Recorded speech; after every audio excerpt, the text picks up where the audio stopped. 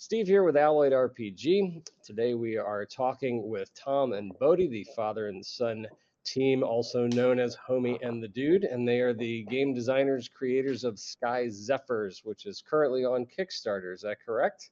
Yes, Yeah, and I 100%. Nailed it. think you got about 20, 22 days to go, something like that, but fully funded. So we will put a link in the channel description. So welcome to the channel, guys. Thanks, Thank you. Steve. Dude, it's an absolute pleasure to be here and to hang out with you. And so I understand you guys are originally American, but now are living in the UK. Is that right? Yeah. Yeah, 100%. How, You're how did that transition happen? oh, it's a wild journey. So Bodhi was born in America, born in Jackson Hole, Wyoming. I was born in the States as well. So I had You're born in Vegas. in Vegas, and Tracy, my wife, and Bodhi's mom and I met in California. We moved to Jackson Hole, and I started a business. This is going back in all the way back to 1997, and it was the beginning of the internet. Things were, all kinds of fun and fantastic and exciting things were happening. And I rode a bit of an internet bubble and timed it pretty well, and started a company in '97 and sold it in 2000, and finally left the company just before 2002.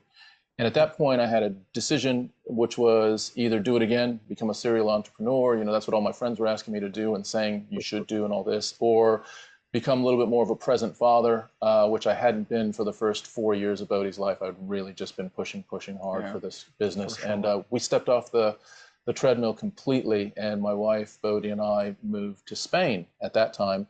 So we were in southern Spain on the Mediterranean, and that's where Bodhi grew up for his formative years were in Spain. And you would say at this point that It's home. Yeah, Spain is more home to you than America or England, isn't it? Yeah, we lived long. We've lived way longer here in the UK, but for me, Spain is definitely the place that I consider home. It's where from ages of 5 through to 11, which were I discovered all my loves, all my passions. It was a beautiful little bubble on this little seaside town that was just a little bit more isolated from the world, and allowed me to really be an outdoors kid. I just had a very fun childhood living out in Spain with my friends and learning a new language, and just all that kind of stuff molded then our move to England, because I was kind of failing at school. Basically, my grades were dropping, my skills in some ways were dropping, and you guys were confused about it. I was confused about it because as all my teachers would say, and as I knew, I was like, I'm I'm smart. I just can't do the thing, basically. And we found out that I'm severely dyslexic, and probably have a little bit of autism as well. And we ended up moving to the UK to come in for me to attend a school that would essentially allow me to actually learn tools and stuff to help me overcome my dyslexia and my learning difficulties that were holding me back. Yeah. And so I went to a school for like 9 years of my life, and came out the other end able to write a book, apparently. So good times. Nice. Yeah, very cool. Now, of course, we're talking about RPGs and stuff like that. So I guess it's a little bit of an unfair question for you, but maybe Tom. Is there a difference, or have you noticed any appreciable difference between RPG culture or players in the UK versus in the US? That's a very interesting question. That is interesting. So our most of our experience with RPGs is recent, in the last, let's say, 3 or 4 years. But we do interact with a lot of American players. So we have an actual play that has, of our cast, there's 3 players that are based in America, and then 2 of us are based in the UK. Bodhi's the dungeon master. I'd say, there are just pop culture references that it feels like there is a little bit more of almost like an inside awareness in America that's a little bit more insular to North America. But, because things are so open everywhere, and the internet has really kind of equalized and homogenized everything. Not a lot, but I'd say a little bit. Here's what I would say as well. Americans, as you know, we're very loud, forward people. Playing with Americans is a little bit of a different experience, where when you break through the barrier with people from the UK, it can be a beautiful, enriching experience. but there is a barrier of like, oh, I'm either too cool, or oh, I'm a little bit insecure, or I don't want to like put myself out there to really dive into the role playing and things like that.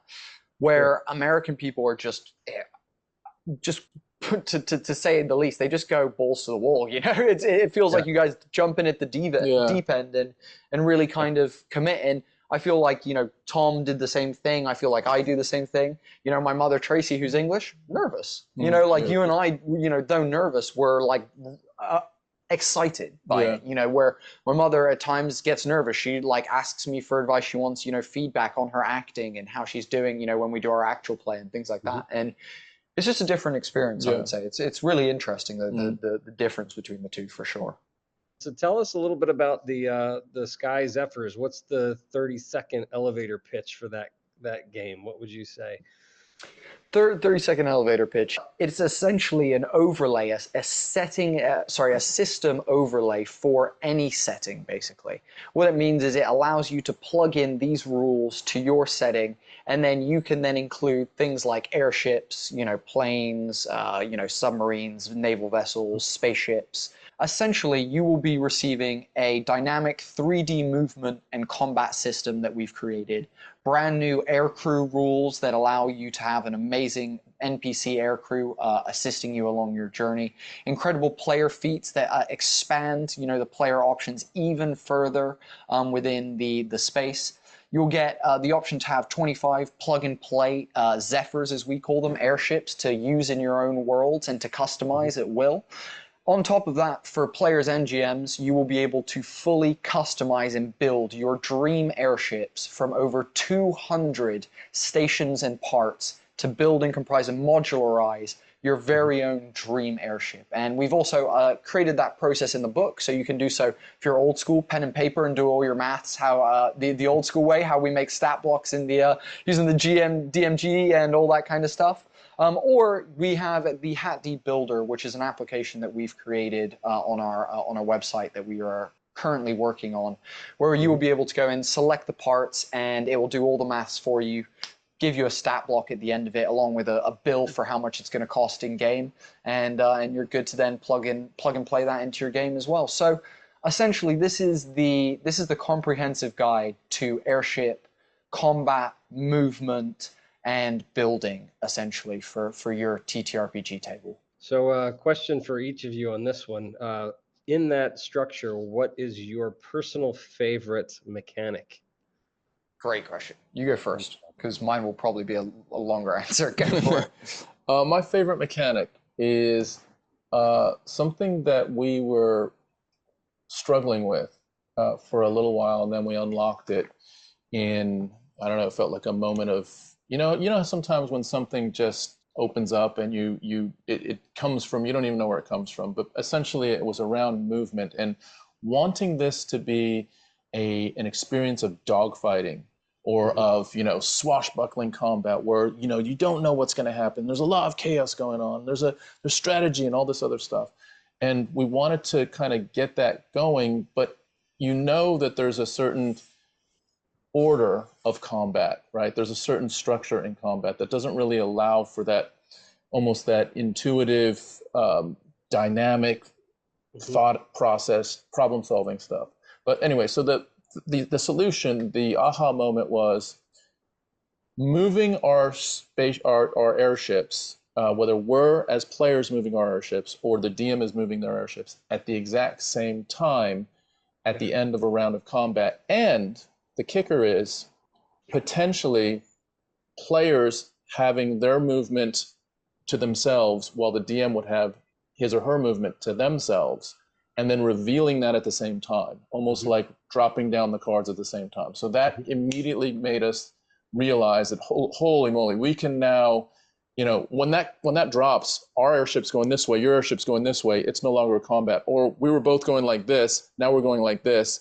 Or we were both going like this, we're both going like this now. So it introduced this level of like 3D chess Mhm. and a level of fun to the game that I didn't think was possible, and we somehow stumbled upon it, and that was just a really Yeah. powerful moment for me. For me, my favorite mechanic, I actually I love. stole yours, didn't That's what that is. That's one of my favorites for sure. That's That's all definitely right. one of my You can have the favorites. same one. That's all right. Um, definitely one of my favorites. I would say my other favorite would be for our air crew. So air crew in our system can be done in various different ways. You can track them as like smaller groups. You can track them as individuals, or you can just leave them in the background and then utilize them as and when you need. What we've created is this resource essentially for players during combat, which is your air crew. Now your air crew can die, they can, they can help you with things, but they're in the background basically existing and maintaining your ship. And for me, the mechanic that I love most about it is the commands that you can give the air crew. So the air crew there's a list of basic commands that anyone from any ship, any background, anything can give to air crew when they get on a ship. And those commands could be anything from retrieve me that item to abandon Zephyr to give reload this weapon, that kind of thing. So it's things like that where you begin using the air crew on your turn as another option to interact with your ship and the space and combat in ways that people have never thought of before, basically.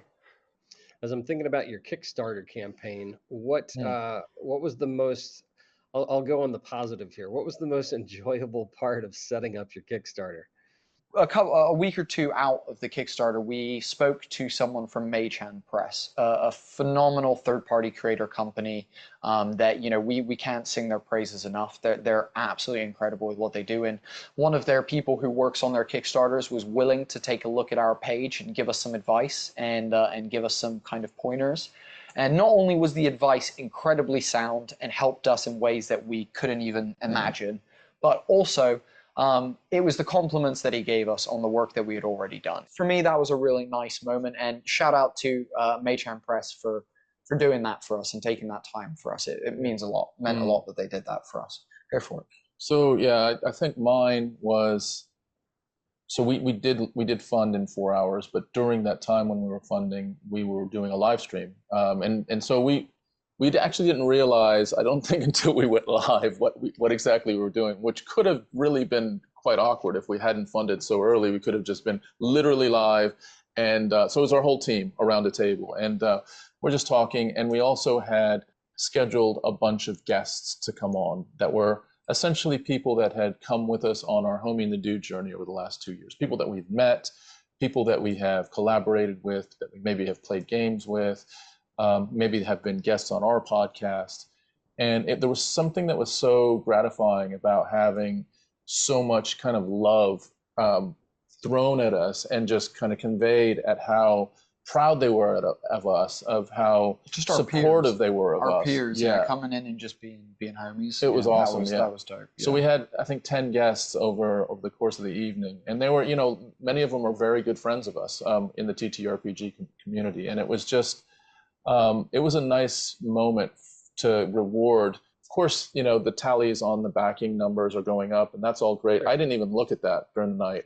We would get updates as they were going. I just couldn't get myself to hit the refresh button. Since then, I do. But that night, Right. that night was just all about the live stream and just appreciating the journey we've been on for over a year to get this Kickstarter to the launch date. And then having that night of several hours of just chilling with our friends and enjoying the moment was pretty satisfying. Yeah. So here's a weird one. If you had to compare Sky Zephyrs to an animal, real or mythical, what would it be? Okay, let's have a And look. why? And why? Oh, I think I have one. What? That's a fucking wild question. You know what that might be? Do you know what? We've been doing a lot of we've been doing a lot of podcasting for Sky Zephyrs. We've spoken to a lot of people and we've talked about the project a lot. I think that's my favorite question we have ever received about Sky Zephyrs. That's fucking hilarious. God. I've got one. Okay, you go. I'll go, and then you can keep thinking. You go. This is going to sound a little bit wacky, but I'm going to say it's kind of like a velociraptor. Okay. And here are the reasons why. It's not because it's like dangerous, but it's deceptively clever and continually like it's almost like the more you get to know it, the more you appreciate what's looking in front of you. The more you appreciate what's underneath the hood. And so it's like, whether it is the mechanics or the builder and the combination of the two, you're looking at something that has many levels to it. So I don't know. I picture a raptor having some like, at some point you're like, it's a fucking dinosaur. And other points you're like, that dude's lethal. That dude can kill like things like 5 times as big as it, and that it can organize. It can like, I don't know, something in there. Okay. What do you got? What do you got? I got a weird one. I got a squid. Ooh, because squids are nice. versatile, man. They can fit through any hole. They can like squeeze themselves. They can camouflage themselves. They can do water. They can do land. Shit, I imagine if we shot that thing into space, it would do space just fine. So it's a squid is like the ultimate overlay animal. Yeah, exactly. That's what I was going with. That's exactly how I was like, it's the most like versatile. Like again, like it can fit through any hole. It can camouflage. They're dangerous when they're giant. Like I feel like that's they peck you with your beak. Yeah. They also like they stick to you, they suction, they're annoying, but they're cute. Like it's all that stuff, man. They're the middle of all animals. They're like the average of all animals. Which means that they're just the most versatile. Yeah. That would be where I'd go with that. So I read on your page and saw another interview with you guys. What's the MMA connection for you guys with MMA and tabletop RPG? I know there's you don't see it. It's you literally don't see how seamless that connection. How do we explain this? So, first of all, Tom partook in martial arts when he was younger and did little bits and bobs growing up. Not to mention you grew up with people like Van Damme, Chuck Norris, Bruce Lee. Tom grew up with all these amazing action heroes. I was brought up on watching old kung fu movies. I remember watching Kill Bill and like Troy like at the age of like 7 or 8 with you. And like we like very much like Tom opened me up to this world of what I consider beautiful combat. Yeah. All of that and all our love for that culminated in the connection to TTRPG being, if you listen to our actual play, I promise you'll hear the best combat you've ever heard in a D&D game ever. What would you say about your love for MMA and shit? I think, the connection itself, we've worked on making more of a connection of it. And so behind the scenes, we have actually put some time into bringing more of the MMA experience into the TTRPG world so that, hand-to-hand combat isn't so pedestrian, isn't so kind of just sanitized. I hit. Oh, you hit. Wonderful. But we also have been working on a mixed martial arts class for D&D behind the scenes, which is something that we're slowly developing and it's coming a bit more to fruition, but something that's been in the background because we wanted to lead with Sky Zephyrs and it felt more important to us with the release of Spelljammer and how just wonderful that was and how much, we all enjoyed Spelljammer. One of the questions I always ask in my interviews for a role-playing game, folks, is what is your personal favorite game night snack? Oh, great question. Great Interesting. question. You got one? Well, there's certain criteria. So although there are certain things that I prefer, this is always so much more of a complicated question. Yes, it is. It depends whether we're recording or not as well. It does. So just cleanliness, like having, like to some degree, wings might be a consideration, but just at the table probably wouldn't be appropriate just because it's just too messy. So I don't know. I'm thinking like... I know mine. Go for it. Straight off the bat, easy peasy. If I can, honey mustard pretzels. Those are good. Honey mustard pretzels. Pretzel pieces. Yes, exactly. Yes. Exactly. Honey mustard pretzel pieces. I'm all about that. Do you suck on those? Do you suck the mustard flavor? No. I get as many in my mouth as I feasibly can and just chew for ages. Just kind of get them in there. Just try and get that one, or I would say another good one. I'm not sure how big this is in America, but there's a chocolate company in the UK called Cadbury's. And Cadbury's make a chocolate called Cadbury's Caramel, but they've turned it into like a little edible snack called Cadbury's Nibbles.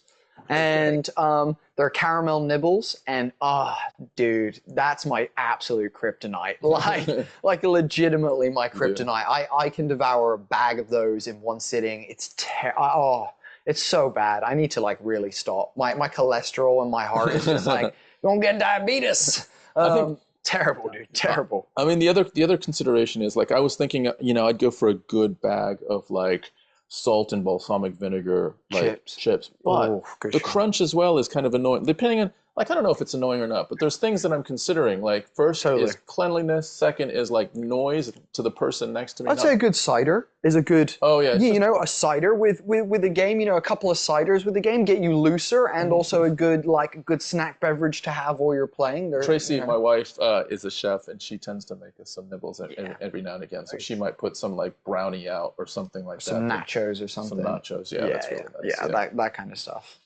I'm always amazed with that question, the diversity of answers and how it seems like such a simple thing, and then it is not. Is there anything else that you guys want to pitch while you got the video? Dude, I would just say this. We have built this because there was a lack in what we needed in D&D. We saw that there was a lack in what the community needed in D&D. We're out here trying to do this for the people. We've said this all along. This is our love song to the TTRPG community. We have been given a gift of playing this game and experiencing so many of our friends and beautiful people that we know because of this space now. And this is our thank you to all of you guys. We hope that you guys freaking love it and that it's something that, everyone finds helpful at their tables. But with that, this is also the reason why we're doing a month of public play testing for everyone as well. We want your guys' voice to be heard. It's so important with, the fact that, currently we have big corporations, not mentioning the wizards on a certain coast, who don't, outreach to their community as much as they should and find out what we as a community want. And so we are very much trying to make this a thing where we've kind of think we've come up with the solution, but we want to hear your guys' voice. So if more than anything, come to BACK so that you can have your voice heard and join what we call our familia, which is the community that interacts with us here at Homie and the Dude. We have our Discord server that's the main place that all those people exist. And it's just a beautiful, inclusive, diverse space that we're very, very proud of and very, very stoked with. In terms of Sky Zephyrs, just rattle off, 3D-dimensional combat movement and travel rules for you, brand new aircrew rules, loads of items, spells, NPCs for you to use in your world, creatures and mounts for you to use in your world, plug and play airships, a brand new website generator that currently is going to allow you to build airships out of over 200 parts, but we're going to be expanding with our next Kickstarter to space vehicles, naval vehicles as well. Then we're hopefully going to land vehicles and mechs, possibly planes, all that kind of stuff down the line. So, this is going to be a hub for you guys to come and make exactly the vehicles you want in your game, to the degree that you want them and in a style that you're happy with. But other than that, that's all I got. Do you have anything else? Just that we're a family business. We're a father and son team that chasing a dream together, and it's pretty cool. And if you like what you see, then come along the journey with us. Yeah, we appreciate you guys. Anyone who listens to this, anyone who takes the time to support, join the Discord, y'all freaking rock. Like, this journey has been incredible because we've done it together, but because we've done it together. Yeah. And that's what's important. Well, very cool. Well, it's been a pleasure talking with you guys. And again, check it out. It's Sky Zephyrs on Kickstarter. And I'll put links in the description below. And as always, thanks for watching. And may your dice always roll with advantage.